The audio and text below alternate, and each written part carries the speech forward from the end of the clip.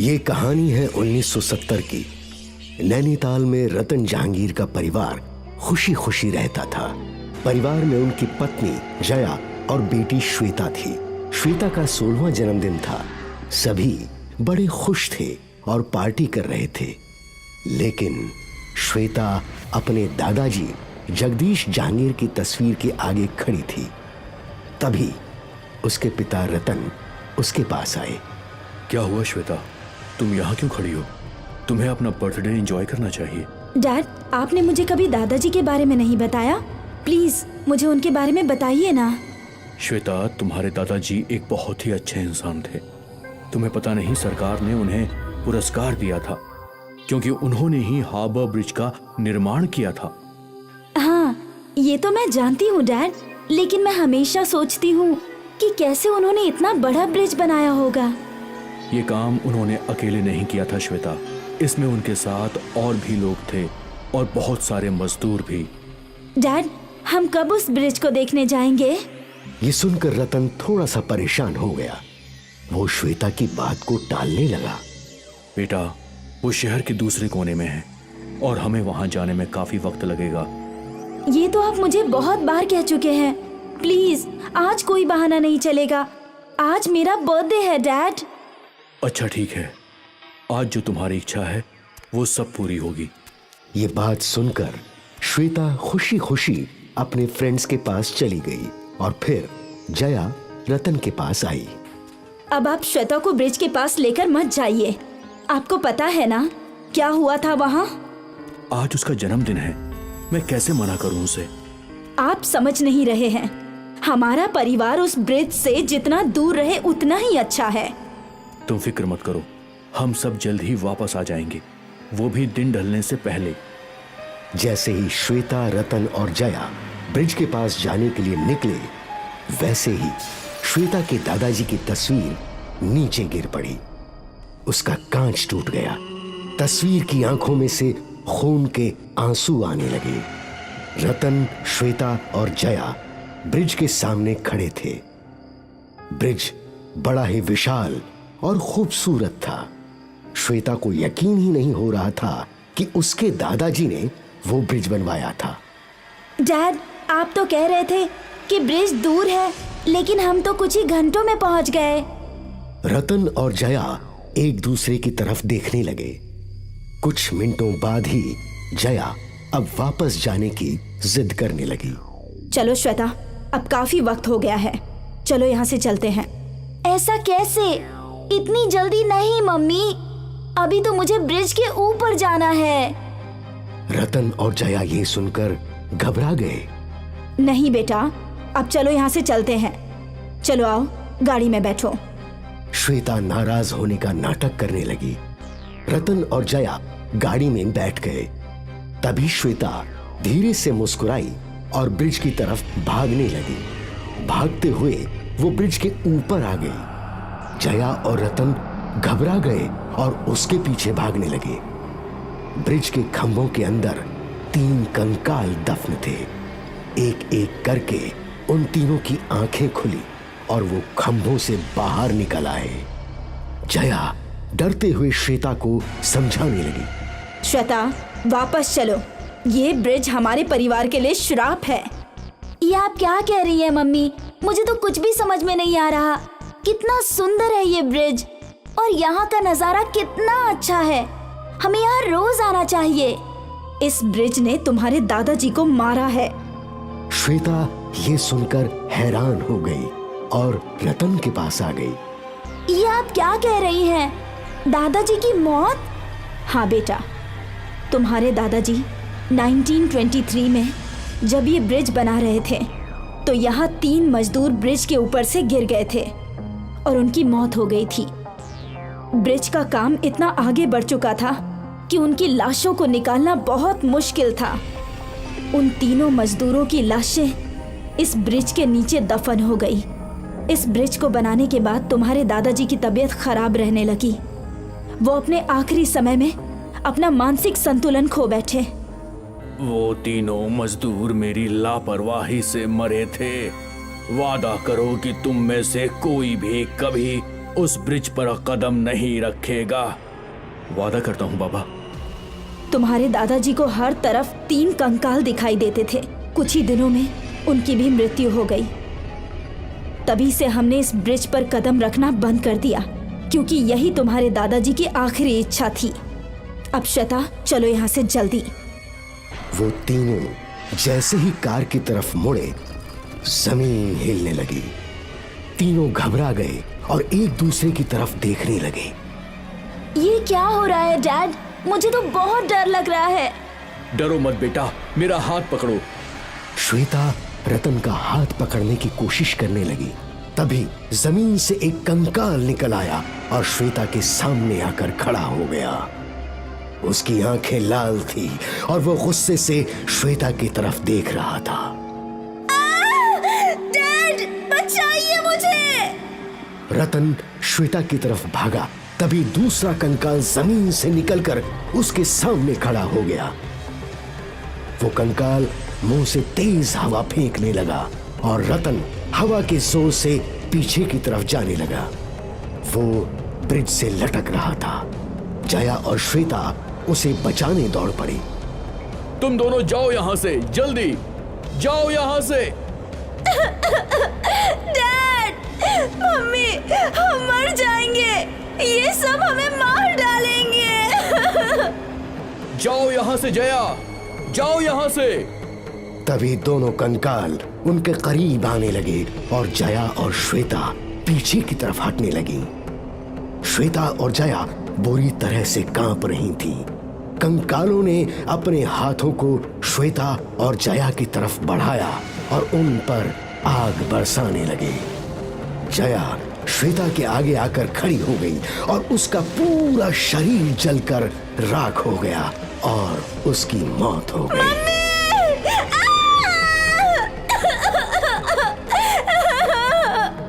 तीसरे कंकाल ने रतन पर मुंह से हवा फेंकी। रतन ब्रिज से नीचे नदी में गिर गया। रतन पानी में हाथ पैर मारने लगा। उसे तैरना नहीं आता था। कुछ ही देर में पानी में डूबकर उसकी मौत हो गई।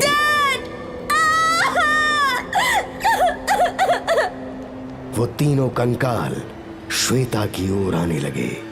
श्वेता कंकालों से दूर भागने लगी, पर बस उसके पैर हिल रहे थे। जमीन तो वहीं की वहीं थी।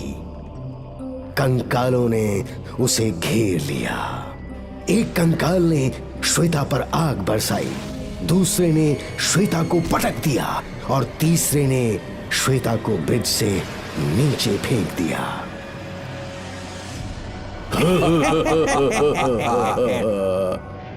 तीनों कंकालों ने जहांगीर परिवार का अंत कर दिया। मजदूरों के कंकालों का बदला पूरा हुआ।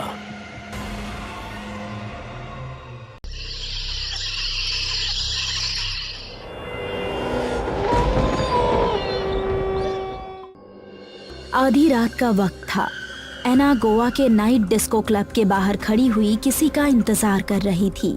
वो अपनी कजन मारिया से मिलने आज ही लंदन से गोवा आई थी कि अचानक एक कार उसके नजदीक आकर रुक गई। उस कार में मौजूद कुछ नौजवानों ने एना को गाड़ी के अंदर खींच लिया और वो लोग उसे गोवा के लंदन ब्रिज पर ले जाकर उसके साथ छेड़खानी करने लगे। कौन हो तुम लोग? और मुझे छोड़ दो मुझे, तुम लोग जाने दो मुझे। मेरी कजन मारिया मेरा इंतजार कर रही होगी। जरूर छोड़ देंगे तुम्हें, लेकिन पहले हम तीनों को तुम्हें जी भर कर देख तो लेने दो। रंजीत और उसके दोनों दोस्तों ने एना की इज्जत लूट ली। एना ने तड़पते हुए जमीन पर गिरकर कहा, तुम सब याद रखना, मैं वापस आऊंगी, मैं जरूर वापस आऊंगी और किसी को नहीं छोड़ूंगी। 1 महीने बाद राहुल आधी रात में गोवा डिस्को क्लब से लौट रहा था। अचानक ब्रिज से पहले उसकी कार खराब हो गई। उसका घर ब्रिज से बस थोड़ी ही दूर था। राहुल ने पैदल ही जाने का फैसला किया। वो ब्रिज के करीब पहुंचा ही था कि अचानक चांद की रोशनी में राहुल ने देखा ब्लैक ड्रेस में एक लड़की उसकी तरफ बढ़ी आ रही थी। आधी रात में गोवा के सुनसान ब्रिज पर ये खूबसूरत विदेशी लड़की यहाँ क्या कर रही है? क्या आप मुझे आगे तक छोड़ देंगे? मेरी गाड़ी यहाँ से थोड़ी दूर पीछे ही खराब हो गई है। क्यों नहीं? वैसे क्या इत्तेफाक है, मेरी भी कार थोड़ी दूर पहले खराब हुई है। आपका नाम क्या है? मेरा नाम मार्था है। क्या आप मेरा हाथ पकड़ सकते हैं? राहुल ने अपना हाथ आगे बढ़ा दिया, मगर मार्था के हाथों के स्पर्श से राहुल के तन में बिजली सी दौड़ गई। उसकी धड़कनें बढ़ गई और दर्द से तिलमिला उठा। क्या हुआ? कुछ नहीं, ऐसा लगा जैसे कोई नुकीली वस्तु चुभ गई हो। मार्था ने राहुल का हाथ फिर से पकड़ लिया। अचानक मार्था का चेहरा एक दूसरी लड़की में बदल गया। तुम? हाँ, मैं। ये कैसे हो सकता है? ये नामुमकिन है। लेकिन तेरी मौत अब बिल्कुल मुमकिन है। मार्था ने राहुल को कसकर पकड़ लिया। तभी एक तेज सनसनी हवा उठी और उतने दायरे में अंधकार फैल गई और ब्रिज के पानी में तेज हलचल होने लगी। मार्था के खूबसूरत हाथ अचानक बदल गए। मार्था एक विच थी। भयानक काला सा चेहरा था उसका। अचानक उस विच ने अपने दांत राहुल की गर्दन में गड़ा दिए और देखते ही देखते उसने राहुल के शरीर का सारा खून पी लिया। दूसरे दिन राहुल की लाश ब्रिज पर मिली। पूरे इलाके में हाहाकार मच गया। राहुल के दोस्त प्रीतम और रंजीत को अब भी विश्वास नहीं हो रहा था। यार रंजीत, मुझे अब भी विश्वास नहीं हो रहा कि राहुल हमारे बीच नहीं रहा। मुझे पूरा यकीन है कि राहुल की हत्या की गई है। कहीं ये वही लड़की तो नहीं? बकवास मत कर यार, वो मर गई है। मरे हुए कभी वापस आते हैं क्या? जो भी हो, मैं अपने दिल की तसल्ली करना चाहता हूँ। मैं आज रात ब्रिज पर जरूर जाऊंगा। आधी रात को रंजीत ब्रिज की तरफ पहुंचा ही था कि अचानक रास्ते में एक काले रंग का भयानक पक्षी पंख फैलाए एक अजीब आवाज करता उसके ऊपर से गुजरा। रंजीत घबरा गया। अचानक उसने देखा काली ड्रेस में एक लड़की खड़ी थी। तुम तो ऐना हो, ऐसा कैसे हो सकता है? कहा था ना तुझसे कि मैं वापस आऊंगी। रंजीत चीखते हुए बदहवास ब्रिज से भागा। उस डरावनी विच ने एक बड़े चमगादड़ का रूप ले लिया और रंजीत के पीछे झपट पड़ी। उसने अपने दांत रंजीत के सीने में गाड़ दिए और उसका सारा खून पी गई। उसने मृत रंजीत को ब्रिज के नीचे धक्का दे दिया। उसके बाद गोवा ब्रिज के पास मौतों का सिलसिला शुरू हो गया। जो भी मरता उसके शरीर का सारा खून गायब मिलता। गोवा में हो रही मौतों से मेयर की परेशानी बढ़ गई थी। मेयर गोवा चर्च के फादर डिसूजा के पास गए। आप यहाँ कैसे? फादर डिसूजा, गोवा में लंदन ब्रिज के पास नौजवानों की लाशें लगातार मिल रही हैं। पुलिस लाख कोशिश के बाद पता नहीं लगा पाई कि नौजवानों को मार कौन रहा है। आपने एक बात नोट नहीं की कि अभी तक जिसकी भी मौत वहां हुई है वो सब नाइट डिस्को क्लब से लौट रहे थे। मुझे तो लगता है कि यह काम किसी चुड़ैल का है। तुमने सही अंदाजा लगाया मेयर। उस ब्रिज पर किसी चुड़ैल का साया है। सबसे पहले उसने बेचारे राहुल को अपना शिकार बनाया, फिर रंजीत को, और अब तक जितने भी लोग उस चुड़ैल के हाथों मारे गए हैं उनके शरीर से खून गायब था। कुछ कीजिए फादर। अब कुछ तो करना पड़ेगा। आज रात मैं, आप और कुछ लोग आधी रात को ब्रिज पर जाएंगे। एना भयानक चेहरे के साथ वहां उस ब्रिज पर खड़ी थी। इस ब्रिज में रहने वाले शैताने विच, आखिर क्यों तू लोगों को मार रही है? मैंने भी किसी का क्या बिगाड़ा था? मैं लंदन से गोवा अपनी कजन से मिलने आई थी। रात के वक्त इसी ब्रिज पर मुझे उठाकर बारी बारी मेरे साथ रेप किया गया और मुझे मारकर इसी ब्रिज के नीचे फेंक दिया गया। उनमें से 2 से तो मैं बदला ले चुकी हूँ, बस आखिरी बचा है। कुछ लोगों की करने की सजा तू सबको नहीं दे सकती। तूने बहुत से लड़कों को मारा है। हर क्लब जाने वाले में मुझे मेरा हत्यारा दिखता है। मैं सबको मार दूंगी। अचानक फादर कुछ मंत्र पढ़ने लगे जैसे जैसे वो पढ़ते जा रहे थे वैसे वैसे ऐना का रूप भयानक होता जा रहा था। तभी उसे उन्हीं लोगों में प्रीतम दिखाई दिया। तो आखिर तू भी यहाँ आ ही गया। मैं तेरा ही इंतजार कर रही थी। मुझे माफ कर दो, मुझे जाने दो। अपनी हवस में अंधा होकर एक बहुत बड़ा गुनाह कर दिया मैंने। माफी? तू भी अपने दोस्तों के साथ ही जाकर रह, जो नर्क में तेरा इंतजार कर रहे हैं।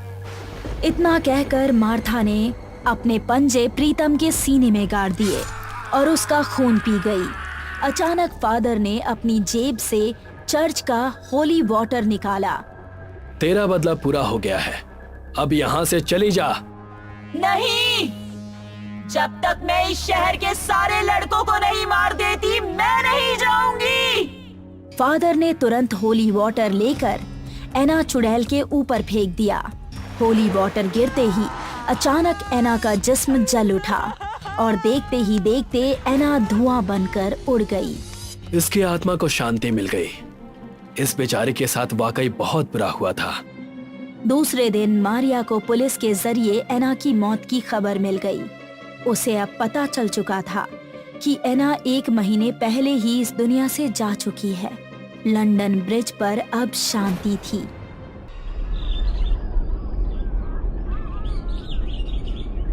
वैशाली की दादी को शुगर थी। डॉक्टर ने उन्हें सुबह शाम टहलने की सलाह दी थी। इसीलिए वैशाली अपनी दादी को रोजाना रेलवे स्टेशन तक घुमाने ले जाया करती थी।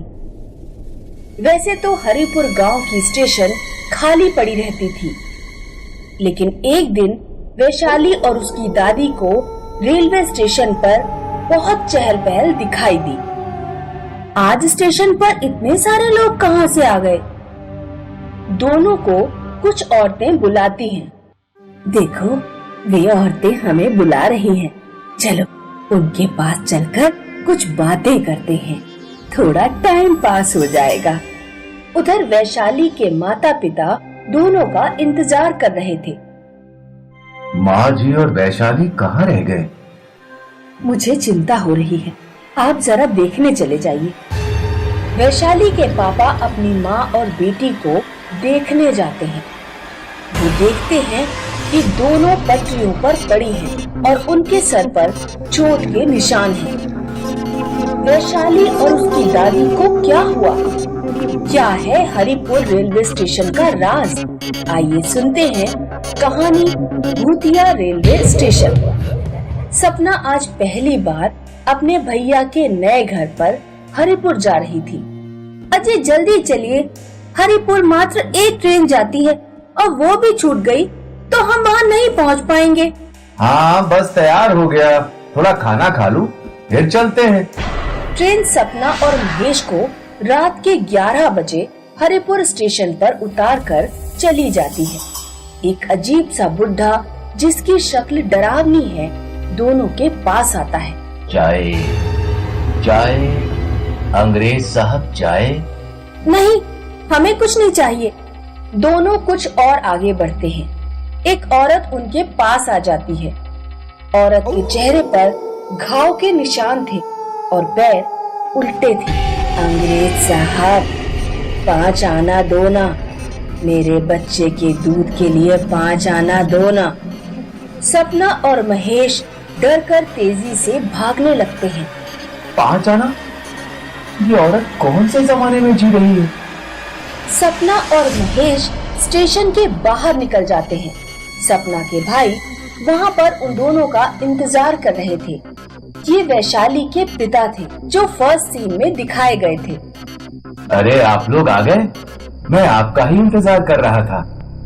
सपना और महेश दीनदयाल के घर पहुँचते हैं तो देखते हैं दीनदयाल की बेटी और माँ खटिया पर पड़े हुए हैं। उनके सर पर और शरीर पर कई जगह पट्टी बंधी हुई है।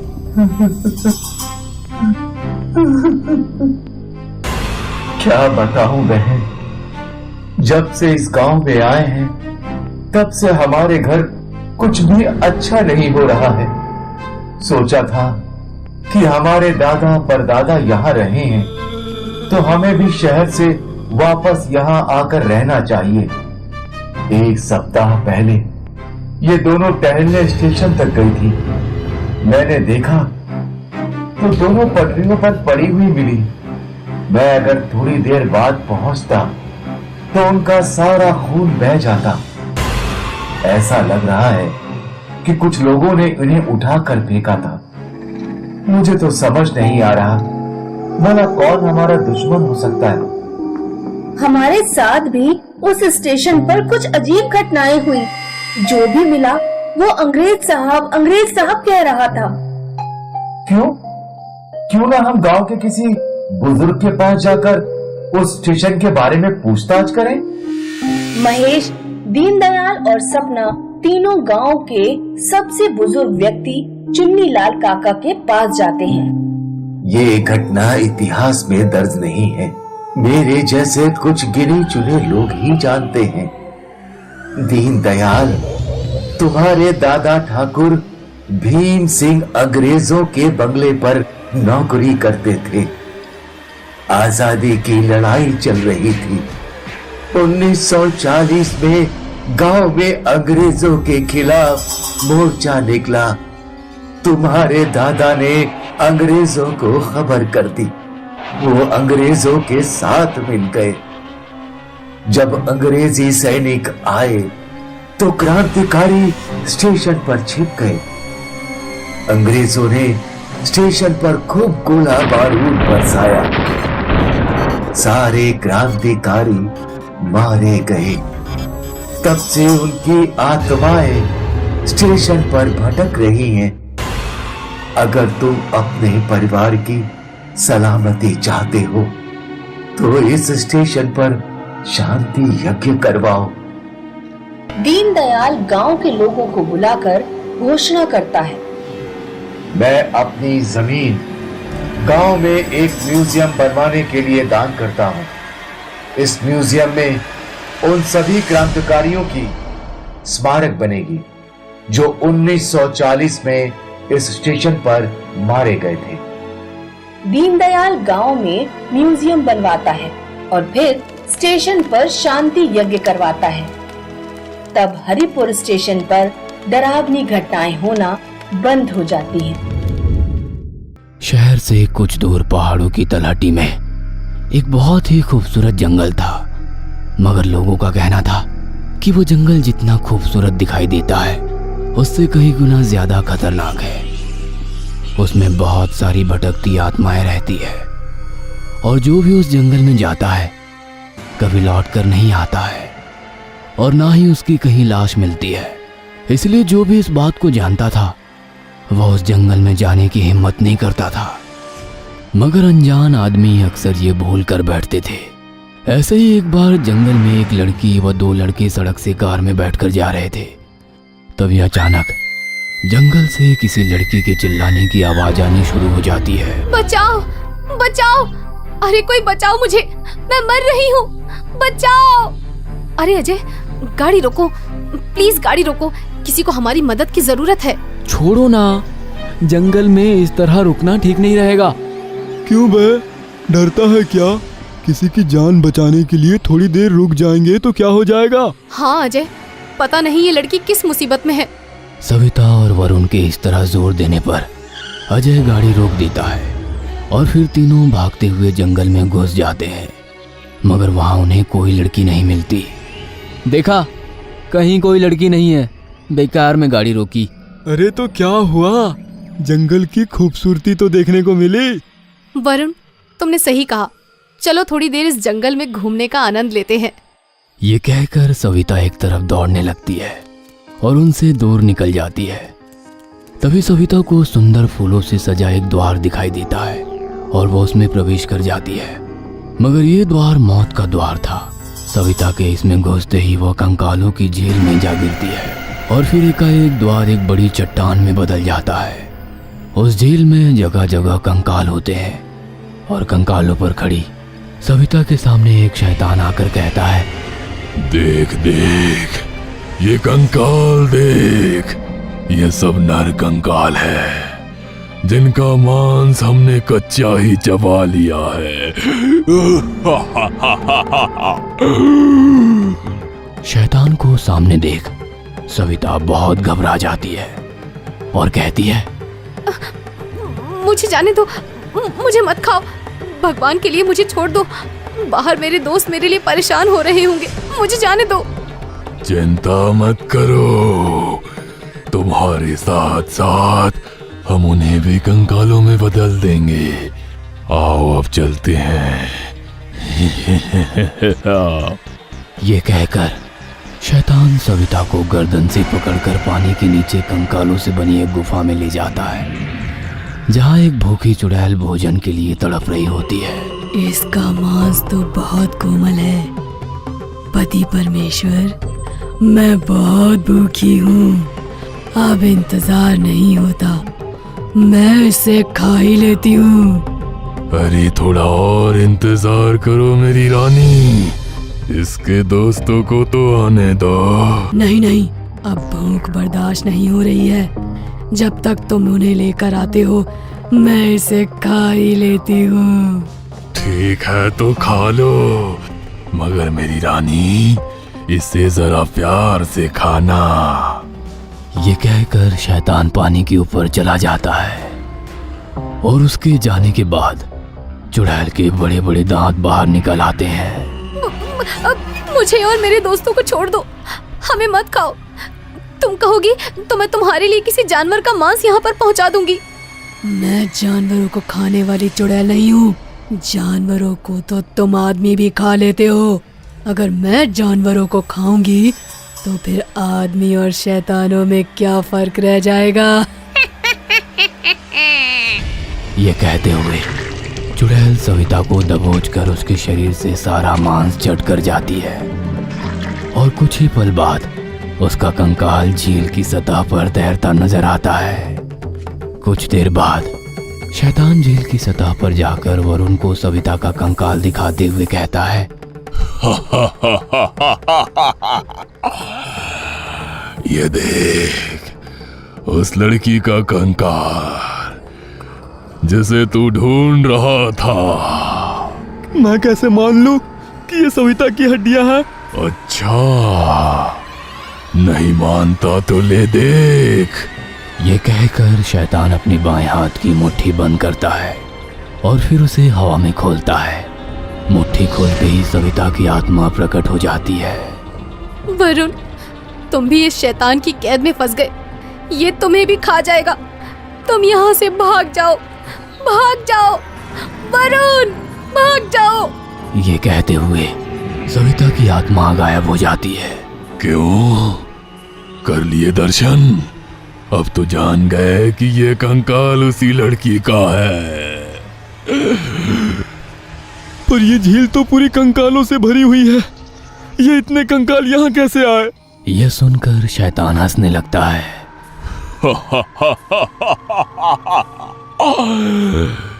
मूर्ख, ये कंकाल यहाँ आए नहीं, बल्कि ये तुम्हारे जैसे वो आदमी हैं जिनकी हड्डियों का सारा मांस हमने खाया है। हमने हजारों साल से ऐसे ही लोगों को खाकर उनके कंकालों को इस झील में फेंकते आ रहे हैं। पर मुझे मत मारो, मेरी जान बख्श दो। तेरी जान बख्श दूंगा तो खाऊंगा क्या? ये कहते हुए शैतान वरुण को झील के अंदर ले जाता है और फिर कुछ देर बाद उसका कंकाल भी झील में तैरता नजर आता है। इधर अजय उनकी तलाश में इधर उधर भटक रहा होता है। तभी वहां एक महात्मा जी आ जाते हैं। क्या हुआ बालक, किसकी तलाश में भटकते फिर रहे हो? महात्मा जी, मेरे दो साथी जंगल में कहीं गायब हो गए हैं। काफी देर से ढूंढ रहा हूँ मगर मिल ही नहीं रहे हैं। अच्छा, ऐसा है वत्स। ये कहकर महात्मा जी कुछ पल के लिए ध्यान लगाते हैं और फिर आंखें खोलते हुए कहते हैं, एक लड़का और एक लड़की, यही है ना? हाँ महात्मा जी। वे दोनों तो कंकाल झील के शैतान की भेंट चढ़ चुके हैं। वत्स, इस समय उन दोनों के कंकाल उसी झील में तैर रहे हैं। ये सुनकर अजय को बड़ा झटका लगता है और वो महात्मा जी से कंकाल झील के बारे में पूछता है। महात्मा जी उसे झील का पूरा रहस्य बताते हैं। अजय को कंकाल झील के शैतान पर बहुत गुस्सा आता है और फिर महात्मा जी उसे समझाते हुए कहते हैं, कंकाल झील का शैतान और उसकी पत्नी दोनों पूरे 1000 साल से लोगों को मारकर खाते आ रहे हैं। शैतान बहुत शक्तिशाली है, मगर तुमसे शक्तिशाली नहीं है वत्स। मुझ में ऐसा क्या है महात्मा जी? तुम्हारे मस्तक पर वो तेज है जो ये शैतान तो क्या ऐसे 100 शैतानों को जलाकर भस्म कर सकता है। तुम्हारी इन शक्ति के कारण तुम्हें कंकाल झील का द्वार नहीं दिखाई दिया, वरना क्या महात्मा जी? वरना अब तक तुम भी मर चुके होते। यह सुनकर अजय को बहुत आश्चर्य होता है और फिर वह महात्मा जी से शैतान को खत्म करने का उपाय पूछता है। महात्मा जी, मुझे अपने साथियों का बदला तो उनसे जरूर लेना है। आप मुझे उसे खत्म करने का उपाय तो बताइए। वत्स, मैं तुम्हें एक अंगूठी दूंगा। तुम जैसे ही इसे अपनी उंगली में पहनोगे तुम्हें तुरंत कंकाल झील का द्वार मिल जाएगा और फिर तुम उसमें प्रवेश कर जाना। उसके बाद क्या होगा महात्मा जी? उसके बाद जैसे ही शैतान और उसकी पत्नी तुम्हारे सामने आएंगे तो तुम्हारे मस्तक से ऐसा तेज प्रकट होगा जो उन्हें जलाकर भस्म कर देगा। उनके जलते ही कंकाल झील के सब कंकाल भी खुद ब खुद जलकर राख हो जाएंगे। उसके बाद अजय महात्मा जी से अंगूठी लेकर अपनी उंगली में पहन लेता है और उसको पहनते ही उसे कंकाल झील का द्वार दिखाई देता है। वो द्वार में प्रवेश कर जाता है। फिर जैसे ही शैतान और उसकी पत्नी उसके सामने आते हैं तो उसके मस्तक से प्रकट होने वाला तेज उन्हें जलाकर भस्म कर देता है। इसके साथ ही सब कंकाल भी जलकर राख हो जाते हैं। इस तरह कंकाल झील का खौफ हमेशा के लिए खत्म हो जाता है।